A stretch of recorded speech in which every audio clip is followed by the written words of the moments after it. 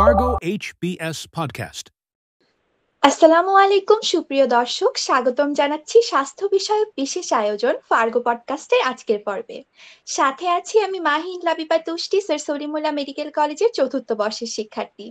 এই পডকাস্টটিতে আমরা আলোচনা করব সুস্বাস্থ্য, পুষ্টি, জনস্বাস্থ্য এবং স্বাস্থ্যকর খাদ্যাভ্যাস নিয়ে।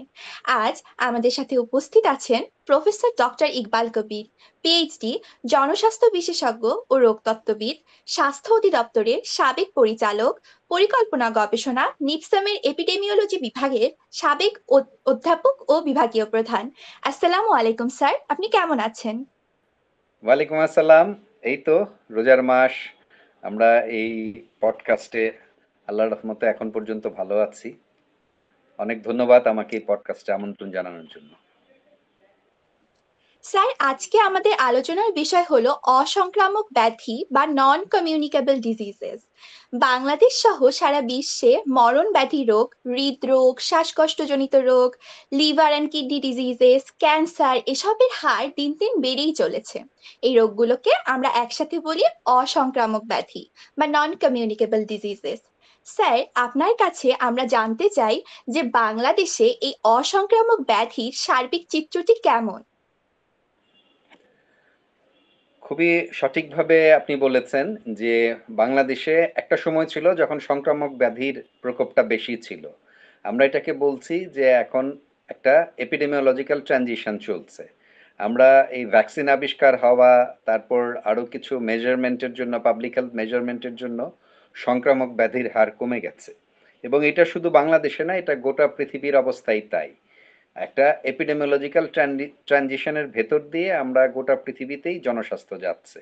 অর্থাৎ সংক্রামক ব্যাধির চেয়ে এখন অসংক্রামক ব্যাধি, মানে হচ্ছে যেটা ছোঁয়াচে না কিন্তু এই রকম রোগের সংখ্যা বাড়ছে। আপনি শুনলে আশ্চর্য হয়ে যাবেন যে এই সাম্প্রতিক গবেষণায় দেখা গেছে, রিসেন্ট ফলাফল হচ্ছে বা পৃথিবীতে এখন যত মৃত্যু হচ্ছে, এটাকে যদি আমরা শতকরায় প্রকাশ করি, তার প্রায় 73%, অর্থাৎ 73% হচ্ছে আপনার এই নন কমিউনিকেবল ডিজিজ বা অসংক্রামক ব্যাধির কারণে হচ্ছে। এবং বাংলাদেশের যদি আমরা এই হিসাবটা ধরি, পৃথিবীতে প্রায় 60 মিলিয়ন মানে লোক প্রতি বছর মারা যাচ্ছে। বাংলাদেশে যে এটার অবস্থা খুব ভালো তা না, বাংলাদেশের অবস্থাও খুব খারাপ। বাংলাদেশের অবস্থাটা হচ্ছে এখন প্রায় আপনার মোর দেন 60% অফ দ্য টোটাল ডেথ, বাংলাদেশে যে মৃত্যুটা হয় এটা হচ্ছে নন কমিউনিকেবল ডিজিজের কারণে। এবং আপনি আশ্চর্য হবেন যে আপনার এর মাঝে আমাদের এই রোড ট্রাফিক অ্যাক্সিডেন্ট এবং কার্ডিওভাস্কুলার ডিজিজ, এই দুটোই হচ্ছে প্রধান কারণ। সাধারণভাবে আমরা অনেক সময় মনে করি যে ডায়াবেটিস, ক্যান্সার কিংবা ক্রনিক রেসপিরেটরি ডিজিজ এগুলোতেও আছে। 60%-এর মধ্যে প্রায় 17% হচ্ছে আপনার এই হৃদরোগ, কার্ডিওভাস্কুলার ডিজিজ, তারপর রোড ট্রাফিক অ্যাক্সিডেন্ট, তারপর এই ক্রনিক রেসপিরেটরি ডিজিজ, এই যে হাঁপানি, অ্যাজমা, এই জিনিসগুলা। 10% হচ্ছে ক্যান্সার, আর 3 to 5% হচ্ছে আপনার ডায়াবেটিস। বাকি 10% হচ্ছে অন্যান্য যে নন কমিউনিকেবল ডিজিজগুলো আছে। এই ট্রানজিশনটার একটা কারণ হচ্ছে আমাদের দৈনন্দিন আচরণ এবং খাদ্যাভ্যাস। স্যার, আজকাল আমরা দেখছি হঠাৎ করে তরুণরা হার্ট অ্যাটাক, স্ট্রোকে মৃত্যুবরণ করছে। এর পিছনে কারণটা কি? আপনার বিশেষজ্ঞ মতামত এ সম্পর্কে আমরা জানতে চাই। এটা হ্যাঁ, তরুণদের মধ্যে বেড়েছে। কারণ হচ্ছে কি যে আমরা একটা এইজ সেগ্রিগেশন করে দেখেছি। আগে যেমন এটা ছিল, ধারণা করা হতো আগে, এবং এটার কিছু এভিডেন্সও জেনারেট হয়েছে যে এটা বোধহয় একটু আফটার 50s এর ডিজিজ। কিন্তু এখন দেখা যাচ্ছে না, বিফোর 50s, ধরেন আর্লি 40s, ইভেন 30s-এ এই হার্ট অ্যাটাকের সংখ্যা বাড়ছে, হৃদরোগের সংখ্যা বাড়ছে, ডায়াবেটিসের সংখ্যা বাড়ছে, প্রি হাইপারটেনশন, প্রি ডায়াবেটিস। আমরা রিসেন্টলি গবেষণায় দেখেছি যে এইটা আপনার আন্ডার 30-তে এইটার প্রকোপ প্রায় হচ্ছে 25%-এর বেশি। তাহলে বোঝেন যে 25 বছরের কম বয়সীর মানে যে জনসংখ্যাটা আমাদের 25 থেকে 30, এটাকে আমরা বলছি এখন যে ডেমোগ্রাফিক ডিভিডেন্ড। আমাদের পিরামিডটা যদি এরকম হয়, পিরামিডের সবচেয়ে প্রশস্ত জায়গাটা জনসংখ্যার হচ্ছে এই 25 থেকে 45 এই জায়গাটায়। আপনার 65% হচ্ছে আপনার পপুলেশনের। এই পপুলেশনের মধ্যে যদি আমার 25%-ই আপনার এই নন কমিউনিকেবল ডিজিজ বার্ডেনের পার্ট হয়ে যায়, তাহলে তো প্রোডাক্টিভিটি থাকবে না দেশের। এবং আমরা যে ট্রাজেক্টরির কথা চিন্তা করছি, আমাদের দেশের উৎপাদনশীলতা বলে সামগ্রিক ক্রিয়েটিভিটি সমস্ত কিছু এটা কমে যাবে। তো সেই কারণে উদ্বেগের বিষয় হচ্ছে একদিকে অসংক্রামক ব্যাধি বাড়ছে, আরেকদিকে অপেক্ষাকৃত তরুণ বয়সে এটা আক্রান্ত হচ্ছে। ধরুন একজনের যদি ডায়াবেটিস হয় আর্লি লাইফে কিংবা হাইপারটেনশন হয় আর্লি লাইফে, তাকে সারা জীবন কিন্তু ওষুধ খেয়ে যেতে হবে। তাহলে কি হচ্ছে, তার যে হেলথের যে এক্সপেন্ডিচার এমনিতেই এখন আমাদের আউট অফ পকেট, অর্থাৎ নিজের পকেট থেকে প্রায় 70% আপনার খরচ হয় যে কোনো চিকিৎসা ব্যয়ের। এবং তার মাঝে এই 70%-এর আবার 65% হচ্ছে ওষুধের পেছনে খরচ হয়। তাহলে বোঝেন যে আমাদের ডিজিজ বার্ডেন যদি আমরা ইকোনমিক্যালি চিন্তা করি, এটা অনেক বড় একটা বার্ডেন হয়ে যাচ্ছে। সে কারণেই আমরা বলছি যে এই অসংক্রামক ব্যাধিটা বাড়ছে। আর আপনি যেটা স্পেসিফিক্যালি জিজ্ঞেস করছেন যে তরুণদের মধ্যে কেন এই রোগ বাড়ছে, বিশেষ করে হার্ট অ্যাটাক কেন এখন বাড়ছে, এটা হচ্ছে আমাদের অনিয়ন্ত্রিত জীবন ব্যবস্থা এবং খাদ্যাভ্যাসের কারণে। পৃথিবীতে দেখেন সব জায়গায় কিন্তু আপনার এই জাঙ্ক ফুড, ফাস্ট ফুড, এটা থেকে মানুষ এখন মোর হেলদি ফুডের দিকে যাচ্ছে। আর আমাদের দেশে হচ্ছে আমরা উল্টোটা করছি। দেখবেন বার্গারের দোকানের সংখ্যা বাড়ছে, পিৎজার সংখ্যা বাড়ছে, জাঙ্ক ফুডের রাস্তার মোড়ে মোড়ে দেখবেন আপনার যেগুলা ট্রান্স ফ্যাট বলি আমরা, তেলে ভাজা খাবার যেগুলা, এই জাতীয় খাবার যেহেতু মুখরোচক, যত মুখরোচক খাবার হবে সেটা তত আনহেলদি খাবার হবে। এটা হচ্ছে একটা থাম্ব রুল, যে যত দেখবেন, যেমন ধরেন একজনকে যদি আপনি বলেন যে তুমি করলা ভাজি খাবা নাকি মিষ্টি কুমড়ো খাবা, সবাই পছন্দ করবে মিষ্টি কুমড়া। কিন্তু মিষ্টি কুমড়ার চেয়ে করলা হচ্ছে মোর হেলদি ফুড। কিন্তু করলা তো তিতা, এটা পছন্দ হবে না। তা একজনকে যদি আপনি বলেন যে তুমি বার্গার খাবা না সালাদ খাবা, সে বলবে যে আমি বার্গারটা খাবো। এইটা তরুণ প্রজন্মের কাছে আর অ্যাগ্রেসিভ মার্কেটিং, আমাদের যে রেস্টুরেন্ট আছে, যে ফুড ইন্ডাস্ট্রি আছে, যে ফুড চেইন আপনার এই খাবার দাবার, এখন দেখবেন যে রেস্টুরেন্ট কালচার সাংঘাতিক রকম। ঢাকা শহরে বিশেষ কিছু কিছু জায়গা আছে, রাস্তার দুই পাশে ইভেন সেম বিল্ডিং এ আপনার 10টা 12টা করে রেস্টুরেন্ট, এবং কোথাও যে আপনি জায়গা পাবেন না আগে বুকিং না দিলে। তার মানে হচ্ছে এই যে একটা কালচারাল মাইন্ডসেট চেঞ্জ হওয়া। এবং এইটা হচ্ছে আমাদের ইউনিভার্সিটি লাইফে আমরা কি করতাম, আমরা বন্ধু বান্ধবরা মিলে কোথাও পিকনিকে গেলে নিজেরা খাবার তৈরি করতাম। আগে বনভোজন ছিল নিজেরা বনে যেয়ে রান্না করে খাবো। আর এখন বনভোজন মানে হচ্ছে যে কোনো একটা ভালো রেস্টুরেন্টে যেয়ে আমরা এটাকে আবার খুব স্টাইল করে বলি যে একটা ট্রিট দিতে হবে। এই ট্রিটটা কিসের হয়? এই ট্রিট হয় হচ্ছে আপনার আইদার আপনার ওই যে কি বলে যে অর্ধ কাঁচা আপনার গোশ অর্থাৎ বারবিকিউ, অথবা ধরেন বার্গার, পিৎজা, কিংবা আপনার যেগুলো ওই যে ট্রান্স ফ্যাট সমৃদ্ধ খাবার, মুখরোচক খাবার, সেই জিনিসগুলা দেখবেন বুফে, 100 রকমের বুফে। ওখানে যেয়ে দেখবেন যে আপনি ট্র্যাডিশনাল খাবার চেয়ে যেগুলা মচমচে খাবার, যেগুলো মুখরোচক, সেগুলাই আপনিও আমিও চুজ করতেছি। মনে হয় আচ্ছা একদিন খেতে আসলাম, এটা খাই। এই করে করে আমাদের খাদ্যাভ্যাসের একটা ম্যাসিভ পরিবর্তন হয়ে যাচ্ছে। এবং এইটা হচ্ছে আন্ডারলাইং একটা কজ। এটা আমাদের এপিডেমিওলজিক্যাল এভিডেন্সও তাই বলে যে ইয়াং জেনারেশনের এই ফুড হ্যাবিটের ড্রাস্টিক চেঞ্জের কারণে আমাদের মোর ট্রান্সফ্যাট গ্রহণ করা, মোর লবণযুক্ত খাবার খাওয়া, মোর আপনার কি বলে স্বল্পপাচ্য খাবার খাওয়া, মোর আপনার যেগুলা আঁশযুক্ত খাবার, এই জিনিসগুলা দেখবেন যে বাচ্চারা এগুলা খেতে চায় না। আমার বাসায় আমার ছোট বাচ্চারা তারা মাছ পছন্দ করে না, তারা মোর পছন্দ করে চিকেন, চিকেন ফ্রাই। তো এই যে খাদ্যাভ্যাসের যে পরিবর্তন, এইটা ইয়াংদের মধ্যে অপেক্ষাকৃত কম বয়সী, বিশেষ করে তরুণদের মধ্যে এই স্বাস্থ্য ঝুঁকি বাড়াচ্ছে, হার্ট অ্যাটাকের ঝুঁকি বাড়াচ্ছে, হাইপার টেনশনের ঝুঁকি বাড়াচ্ছে, ডায়াবেটিসের ঝুঁকি বাড়াচ্ছে। হঠাৎ দেখবেন মারা যাচ্ছে, যে আরে ও তো ভালো ছিল 2 দিন আগেই, বন্ধুদের মধ্যে শুনবেন যে ওই ছেলেটা মারা গেল, বয়স হয়তো 40ও হয়নি। এইটা হচ্ছে একটা প্রাথমিক এভিডেন্স। স্যার, বাংলাদেশের মানুষ খাবারের ব্যাপারে এত বেশি উদাসীন কেন? ধনী থেকে শুরু করে গরিব সবাই যা পাচ্ছে তাই খাচ্ছে। ভেজাল যুক্ত সব খাবার, পুষ্টি নিয়ে সবাই কেন কিছু কিছু ভাবছে না? এটা হচ্ছে কি আমাদের এই যে আইডিয়াল ফুডের যে হ্যাবিটটা, এটা ছোটবেলা থেকেই আমাদের চিন্তা করতে হয়। এখন যেটা হয়েছে যে লাইফটা এমন হয়ে গেছে, মানুষ সব সহজে কি পাওয়া যায় সেটা খোঁজে। আর অ্যাগ্রেসিভ মার্কেটিং এর কারণে ফুড ইন্ডাস্ট্রি রেসপন্সিবিলিটি যেভাবে নেওয়ার কথা সেটা নেয় না। আমাদের ধরেন রেস্টুরেন্টগুলোতে যে খাবারের মান যাচাই করা, সেইটার জন্য যেই আপনার সিস্টেমটা আছে, মিউনিসিপ্যালিটির যাদের এটা দেখার কথা সেখানে এটা হচ্ছে না। একটা হলো মনিটরিং এর দিক। আরেকটা দিক হচ্ছে যে আমি আপনি সবাই এখন লাইফস্টাইলটা আমাদের চেঞ্জ হয়ে গেছে। যারা শহুরে লাইফস্টাইলে অভ্যস্ত হয়ে যাচ্ছেন, তাদের রান্না করার সময় কম, গ্যাস থাকে না। সুতরাং আচ্ছা ঠিক আছে, ২ টাকা বেশি লাগলেও আমরা বাইরে খেয়ে নিচ্ছি। এই কালচারটা আছে। আর বাঙালি সবসময় কিন্তু ভোজন রসিক।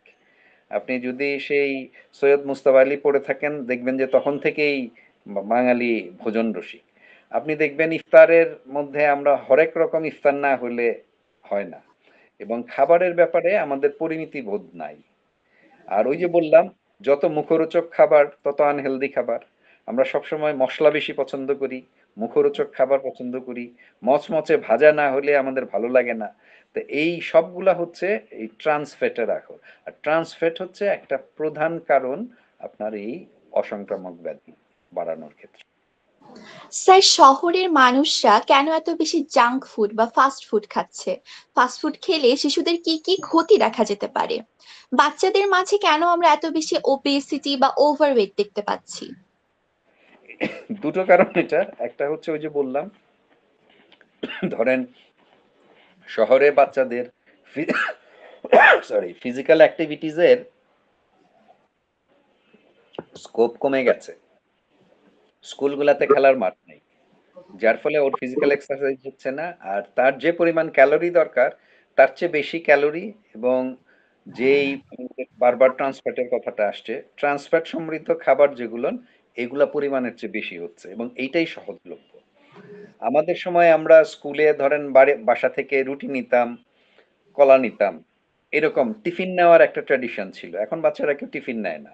স্কুলে যান, স্কুলের ক্যান্টিনে আপনি দেখবেন সব ওই হয় মিষ্টি জাতীয় খাবার, আইসক্রিম জাতীয় খাবার, অথবা হচ্ছে জাঙ্ক ফুড যেটাকে আমরা বলি। সব যে জাঙ্ক ফুড তাও না, তেল সমৃদ্ধ খাবার বেশি। দেখবেন যে ছোট ছোট আকারের বার্গার পাওয়া যাচ্ছে, পিৎজার স্লাইস পাওয়া যাচ্ছে, বাচ্চারা ওগুলা খায়। নুডলস যে হারে আপনার বিজ্ঞাপন দেওয়া হয়, হ্যাঁ, এই তেলে সেদ্ধ নুডলস, নুডলস কিন্তু আপনি যদি এমনি নর্মালি সেদ্ধ করে খান, ডিম দিয়ে খান, সেটা হেলদি ফুড হইতে পারে। কিন্তু বাচ্চারা পছন্দ করে কোনটা, যেটা একদম খুব বেশি তেল দেওয়া, একটু ভাজা বেশি। ওই যে আবার যে বললাম, ওই ট্রান্সফ্যাট সমৃদ্ধ খাবারগুলো মুখরোচক হয় এই জায়গাগুলাতে। এবং দেখা যাচ্ছে যে সাম্প্রতিক যে গবেষণাগুলো হয়েছে, বিশেষ করে পাবলিক হেলথের গবেষণায় দেখা গেছে যে আপনার বিশেষ করে হাই স্কুল পর্যন্ত যে গবেষণাগুলো হয়েছে হাই স্কুল চিলড্রেনদের নিয়ে, সেখানে দেখা যাচ্ছে ওবেসিটির হার আশঙ্কাজনক ভাবে বাড়ছে।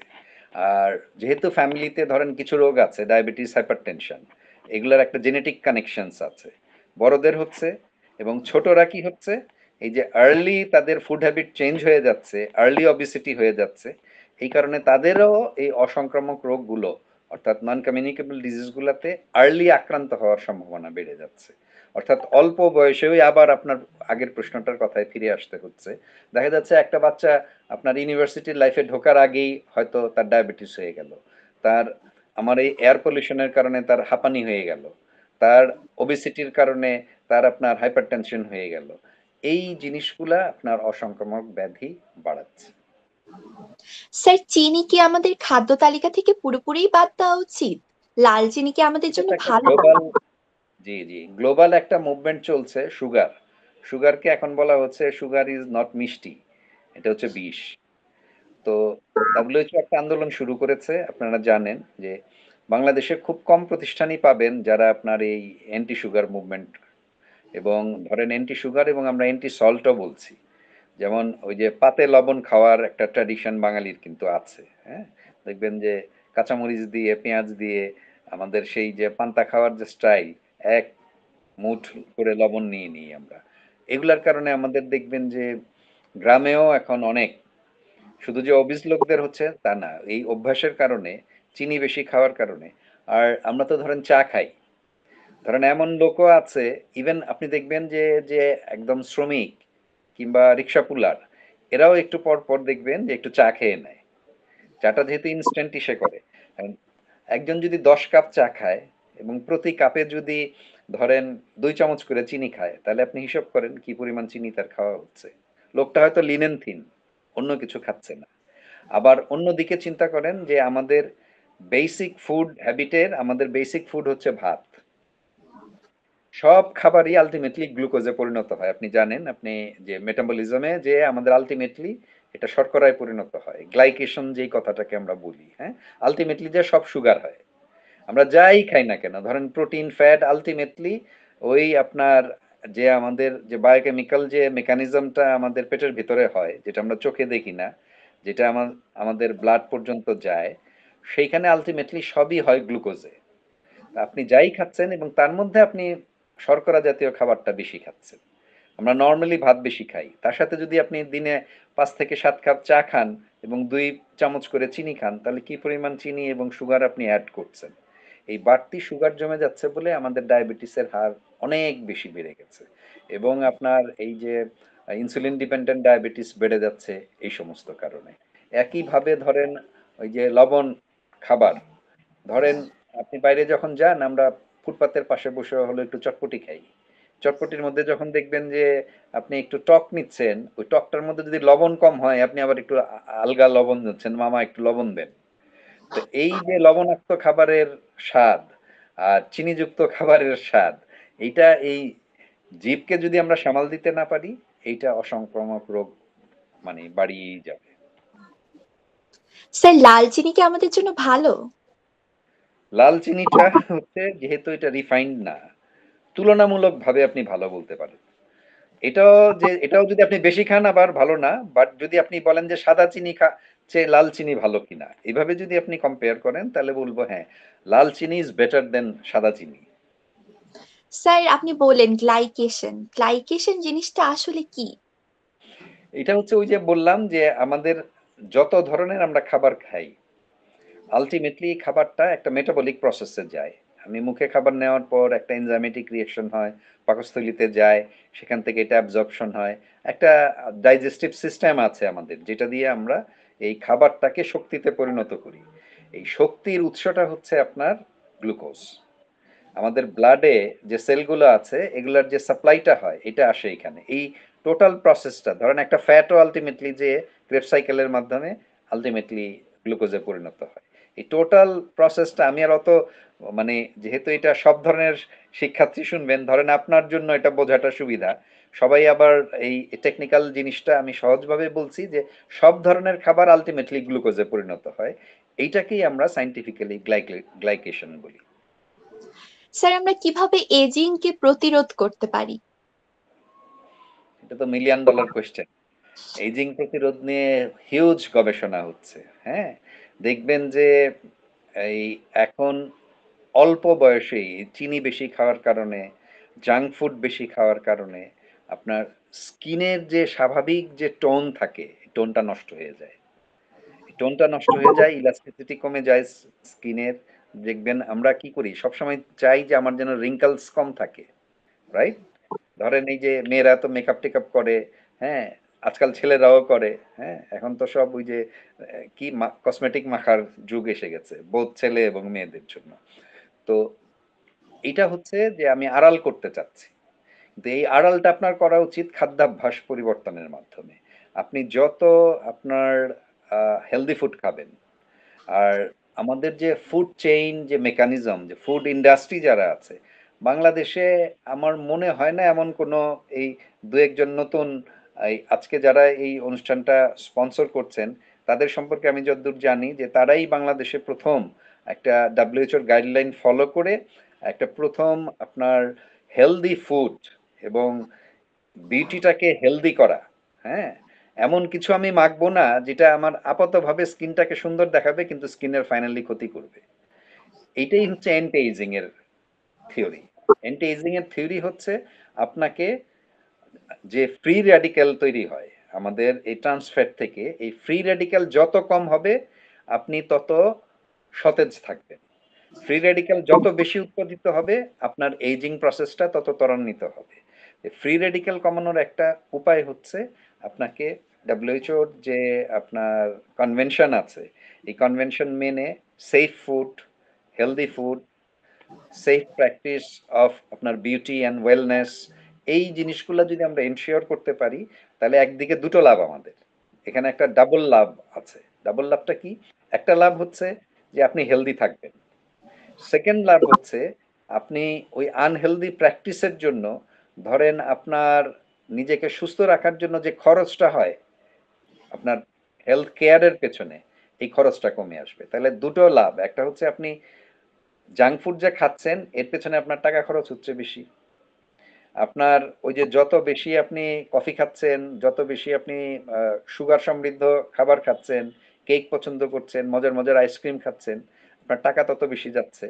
জাঙ্ক ফুডের দোকানগুলোতে দেখবেন আপনি যে জিনিসপত্রের দাম যে কম তা কিন্তু না, নর্মালি আপনি একটা হেলদি ফুডে যে পরিমাণ টাকা দরকার তার প্রায় 3 গুণ টাকা খরচ হয় আপনার। তো যার ফলে কি হয়, 3 গুণ টাকা দিয়ে আপনি কতগুলা বিষ কিনে খাচ্ছেন, অথচ 1/3 টাকায় বিষ না, আপনি ওই যে অ্যান্টি এইজিং হেলদি ফুড এইটা আপনি পাচ্ছেন। এই অভ্যাস পরিবর্তনের জায়গায় আমাদের যারা এই যে ফুড ইন্ডাস্ট্রিতে আছেন কিংবা ফুড ইনগ্রেডিয়েন্ট যারা তৈরি করেন, তারপর মুখরোচক খাবার তৈরি কিন্তু হেলদি ইনগ্রেডিয়েন্ট দিয়ে করা সম্ভব। এই প্রসেস গুলো করে, যেমন আপনাদের এই ফার্গো যে কাজগুলো করছে, এরা যদি এই মার্কেটিংটা ভালো করে, এরকম আরো প্রতিষ্ঠান যদি এগিয়ে আসে, সোসাইটাল একটা মুভমেন্ট যদি হয় যে আমরা হেলদি ফুড ফুড প্র্যাকটিসে যাব। আজকাল কিন্তু দেখবেন একটা ট্রেন্ড আবার চালু হচ্ছে, আমরা অর্গানিক ফুড চাই। অর্গানিক ফুড মানে কি? অর্গানিক ফুড মানে হচ্ছে হেলদি ফুড, যেখানে আপনার কোনো ফুড অ্যাডাল্টারেশন হবে না, কোনো অ্যাডেড ভ্যালু হবে না, ওই কালার, মশলার মধ্যে কালার দেওয়া হবে না, কালার ছাড়া মশলা, কালার ছাড়া খারাপ, পিওর আপনার ইনগ্রেডিয়েন্ট আপনি পাবেন। আপনি যেমন উদাহরণ দিলেন লাল চিনির কথা, আপনি যেমন উদাহরণ দিলেন যে খেতে মুখরোচক হবে কিন্তু সুগার কম, এইরকম অল্টারনেট যে ফুড চেইন, এইটা যদি আপনার মার্কেটিং এর মাধ্যমে জাঙ্ক ফুডের বিকল্প হিসাবে আপনি সহজলভ্য করতে পারেন, তাহলে হয়তো আমাদের একটা পর্যায়ে যে এই অভ্যাসটা যদি আমরা কমিউনিটিতে নিয়ে যেতে পারি, এই অভ্যাসটা যদি আমি কনজিউমার টার্গেট করে করতে পারি, তাহলে আপনার অসংক্রামক ব্যাধিগুলো আস্তে আস্তে কমে আসতে পারে। স্যার, বায়ো হ্যাকিং এর মাধ্যমে কি আমরা অমরত্ব লাভ করতে পারি? এইটা এখনো বলা খুব কঠিন, এটা একটা মানে কি বলবো যে কমপ্লেক্স প্রশ্ন আপনি করলেন। হ্যাঁ, এইটা এখন অনেকেই বায়ো হ্যাকিং বুঝেই না। হ্যাঁ, এটা এখনো আমার মনে হয় যে বাংলাদেশ এটার জন্য এখনো তৈরি না। এটা একটু আরেকটু মডার্ন কনসেপ্ট। আমি যেটা মনে করি যে আপনি যদি এক্সারসাইজ করেন, ফিজিক্যাল অ্যাক্টিভিটিস যদি বাড়ান এবং আপনার যদি ফুড হ্যাবিটটা চেঞ্জ করেন, আপনি যদি টেস্টি খাবারের চেয়ে হেলদি খাবারের দিকে নজরটা বেশি দেন, আপনি যদি অ্যান্টি এইজিং এলিমেন্টের কথা চিন্তা করেন যে ফ্রি রেডিক্যাল কমাবো, আমি অ্যান্টি এইজিং প্রসেসটাকে বাড়াতে চাই, আমি কম মুখরোচক কিন্তু মোর হেলদি ফুড খাবো, আবার যেই কারণে বাচ্চারা মুখরোচক খাবার খায় আমি সেই অল্টারনেটটা হাজির করব, অর্থাৎ তাদের কাছে এটা মনে হবে আরে এটা তো মিষ্টি কিন্তু ওটা সুগার থাকবে না। এইরকম যদি আমরা কিছু বিকল্প তৈরি করতে পারি, বায়ো হ্যাকিংটাই আমার কাছে মনে হয় যে এখন তো ধরেন এআই এর যুগ আসতেছে, মেশিন লার্নিং নিয়ে বাচ্চারা দেখবেন যে সারাক্ষণ স্ক্রিনের মধ্যে বসে থাকতেছে। তো সেই জায়গায় যদি আমি একটা অল্টারনেট না দিই, ওরা তো সেটার মাধ্যমে তাই হবে। একদিকে ওবেসিটি আর একদিকে বায়ো হ্যাকিং, সব মিলে একটা জটিল পৃথিবীর দিকে আমরা এগুচ্ছি। স্যার, আমরা দেখতে পাচ্ছি যে দিন দিন চিকিৎসা খাতে ব্যয় বেড়েই চলেছে। বিশ্ব স্বাস্থ্য সংস্থার মতে 2012 সালের তুলনায় 2022 সালে চিকিৎসা খাতে ব্যয় বেড়েছে প্রায় 78%। যেই রাস্তায় আগে একটি ফার্মেসিও ছিল না, সেখানে আজ 10টি করে ফার্মেসি। ক্লিনিক, ডায়াগনস্টিক সেন্টারের সংখ্যা বাড়ছে, হাসপাতালের সংখ্যা বাড়ছে, চিকিৎসা ভ্রমণ বাড়ছে। এসব কিছুর পিছনেই কি অস্বাস্থ্যকর খাবার? অস্বাস্থ্যকর খাবার যদি এক কথায় বলেন, এটা একটা ভাইটাল রোল প্লে করে। তবে শুধু অস্বাস্থ্যকর খাবার এটার জন্য দায়ী বলে আমি ব্যক্তিগতভাবে মানে একজন পাবলিক হেলথ স্পেশালিস্ট হিসেবে মনে করি না। অস্বাস্থ্যকর খাবার একটা বড় ভূমিকা পালন করে, কারণ এটা হচ্ছে রুট কজ হচ্ছে এইটা। এখন এই অস্বাস্থ্যকর খাবারের সাথে আরো কিছু ব্যাপার আছে। ধরুন যে আমরা চিকিৎসা বলতে, স্বাস্থ্য বলতে বুঝি যে রোগ থাকবে না, কিন্তু মূলত স্বাস্থ্য হচ্ছে আসলে শুধু রোগ না থাকাটাই স্বাস্থ্য না। আর স্বাস্থ্যটাকে আমরা সবসময় খালি শারীরিক বিবেচনায় নেই, এর যে একটা মানসিক ব্যাপার আছে। হ্যাঁ, যেমন ধরুন যে ঢাকা শহর এটা এখন হচ্ছে পৃথিবীর সবচেয়ে অবাসযোগ্য শহর। বাংলাদেশ বায়ু দূষণে 1 নাম্বার। তো এই জিনিসগুলা দেখেন, আমরা তো বাতাসের সমুদ্রের মধ্যে থাকি। প্রতিনিয়তই আমি আপনি যে শ্বাস নিচ্ছি, যে পার্টিকুলেট ম্যাটার 2.5 পার্টিকুলেট ম্যাটার আমাদের শ্বাসের ভিতর দিয়ে ঢুকছে। তো এটা একটা উদাহরণ দিলাম আমি। এরকম অনেকগুলা ফ্যাক্টর আছে। এবং আমাদের ধরেন এই যে ওপেন স্ট্রিট ফুড খুব খেতে মজা লাগে। তাহলে বুঝেন কি পরিমাণ পার্টিকুলেট ম্যাটার সেখানে আমরা আবার ইনজেকশনও করছি। একটা ইনহেলেশন দিয়ে আমাদের রুট অফ এন্ট্রি, আবার মুখের খাবার। তাহলে একটা ইনজেকশন দিয়ে হয়, একটা ইনহেলেশন দিয়ে হয়। এই দুটো হচ্ছে মানুষের যে 4টা রুট অফ এন্ট্রি আছে, ইনজেকশন এবং অ্যাবজর্পশন যদি বাদ দেন আপনি, ইনহেলেশন এবং ইনজেকশন, মুখে খাবার এবং নাকে শ্বাস নেওয়া, এই দুটো রুট দিয়ে আমরা প্রতিনিয়তই মাইক্রো অর্গানিজম নিচ্ছি, এবং এই মাইক্রো অর্গানিজম আমাদের ইমিউনিটিকে কম্প্রোমাইজ করছে। এইখানে একটা বড় ভূমিকা পালন করে হচ্ছে ফুডস। স্যার ফুডস এই মানে অবস্থা সলিড না, এর মাঝে লিকুইড বলেন, মুখরোচক বলেন, পার্টি ফুড বলেন, সব মিলিয়ে দেখেন আপনার এটার একটা সাংঘাতিক ইম্প্যাক্ট পড়ছে। স্যার এই অবস্থা থেকে আমরা কিভাবে মুক্তি পেতে পারি? একটা হচ্ছে মাইন্ডসেট চেঞ্জ করতে হবে আমাদের, আর একটা হচ্ছে প্রিভেন্টিভ মেডিসিনে গুরুত্ব দিতে হবে। Prevention is better then cure, এটা যে আমরা বলি, রোগ হওয়ার আগে আমাদের আসলে এই যে পাবলিক হেলথ যে একটা ইম্পর্টেন্ট ইস্যু, এটা কিন্তু আমাদের এই কোভিড-19 না আসলে গোটা পৃথিবীর মানুষই টের পেত না। এখন এই জন্য বলা হচ্ছে যে রোগ যাতে না হয় সেইটা ব্যবস্থা করো। তো রোগ হবে না কি করতে? ওই যে আপনার বাতাসটা মুক্ত হইতে হবে, বাতাসটা ফ্রেশ হইতে হবে, খাবারটা ফ্রেশ হইতে হবে, পানিটা ফ্রেশ হইতে হবে, আপনার হাইজিনিক প্র্যাকটিসটা ফ্রেশ হইতে হবে, আপনার বাথরুমটা ক্লিন হইতে হবে, আপনার এই যে অসংক্রামক ব্যাধির যে উৎসগুলো আছে, ট্রান্সফেট কমাইতে হবে, আপনার ফিজিক্যাল এক্সারসাইজ বাড়াতে হবে, আপনার স্মোকিং, অন্যান্য আরো যেগুলা হ্যাবিট মানুষের এই ধরনের ডিজিজগুলা বাড়ায়, সেগুলো কমাতে হবে। আর হচ্ছে একটা ম্যাসিভ আপনার অ্যাওয়ারনেস প্রোগ্রাম দরকার। আর যেই কর্পোরেট গুলো আপনার অ্যাগ্রেসিভ মার্কেটিং করে খাবারের, হ্যাঁ, আপনি দেখবেন মশলার বিভিন্ন রকম অ্যাডভার্টাইজমেন্ট হচ্ছে, কিন্তু সবাই বলে আমার মশলাটা ভালো, কিন্তু কেউ বলে না যে আমার মশলাটা স্বাস্থ্যকর। কারণ সবার মশলার মধ্যেই কিছু না কিছু তারা প্রফিট মার্জিন বাড়ানোর জন্য এই ফুড অ্যাডাল্টারেশন করে।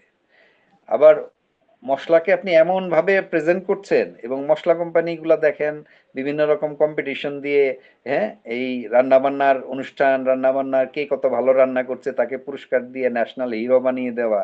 এই যে আপনার কালচারাল একটা কি বলবো, যে আমি এটাকে বলি ডিফর্মিটি, এই কালচারাল ডিফর্মিটি আমাদের হেলথ ডিফর্মিটির দিকে নিয়ে যাচ্ছে।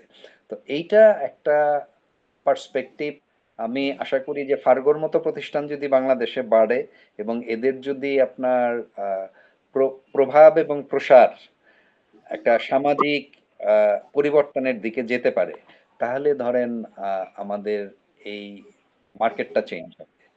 মার্কেট যদি চেঞ্জ না হয়, কনজিউমার যদি তার বিহেভিয়ার চেঞ্জ না করে, আমি আপনি সারাক্ষণ বলে ওই দেখবেন যে নন কমিউনিকেবল ডিজিজ বাড়ছেই। আর এটার প্রিভেনশনের জন্য আমাদের সবসময় সচেতনতা বাড়াতে হবে। যে আজকে যে কথাগুলো আমরা বললাম এই অনুষ্ঠানে, এই ধরনের অনুষ্ঠান ফ্রিকোয়েন্টলি করতে হবে। সোশ্যাল মিডিয়ায় এই প্রচারগুলা বাড়াতে হবে যে ভাই ট্রান্সফ্যাট খেও না, তুমি ভালো জিনিসটা খাও। হ্যাঁ, রোজার মাসে দেখেন আমাদের, আমরা সবাই কিছু না কিছু আপনার ভাজা পোড়া খাচ্ছি, এতবার করে বলার পরেও দেখবেন যে না, ওইটারই সবচেয়ে বিক্রি বিক্রি বেশি।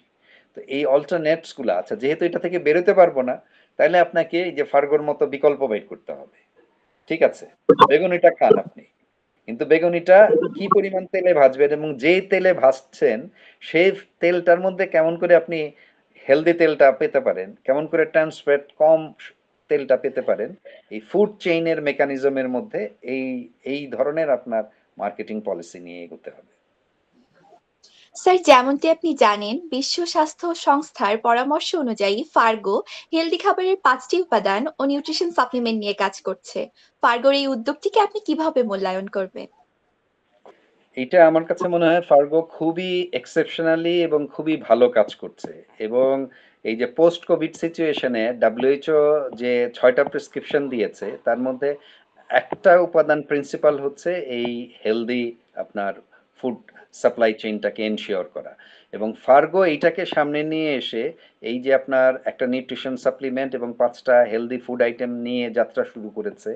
আমি নিজেও তার ফার্গোর এই প্রোডাক্টগুলো ব্যবহার করি এবং ব্যবহার করেছি, এবং আমি দেখেছি যে তারা এই ইন্টারন্যাশনাল স্ট্যান্ডার্ড মেনটেন করে এবং WHO প্রেসক্রিপশনটাকে জনপ্রিয় করার জন্য এর যে প্যাকেজিং, এর যে মার্কেটিং, এটা মানে অসাধারণ। এবং আমি এর মনে করি যে এটা যত বেশি এবং যত দ্রুত আমাদের দেশে এর প্রচার হবে এবং প্রসার হবে, আমাদের ওই যে প্রিভেন্টিভ মেডিসিনের একটা বড় ভূমিকা পালন করবে এরা। তো আমি আপনার মাধ্যমে যারা আজকের এই পডকাস্টটা শুনছেন কিংবা দেখছেন তাদেরকে অনুরোধ করব যে ফার্গোর প্রোডাক্টগুলি আপনি যদি একবার ট্রাই করেন, আমি আশা করব যে এইটার আপনি ছাড়তে পারবেন না। এবং আপনাদের উচিত এইটা নিজেদের আত্মীয় স্বজনদের মধ্যে, পরিবারের মধ্যে, বন্ধুদের মধ্যে এই প্রচারণাটা অটো চালানো নিজেদের স্বাস্থ্যের জন্য। এমন না যে তার কোনো আপনার আমি বলছি যে তার মার্কেটিং করে দেন। আপনি আপনার স্বাস্থ্যের কথা বলেন, বলেন যে হ্যাঁ আমার স্বাস্থ্যের জন্য WHO বলেছে এটা দরকার।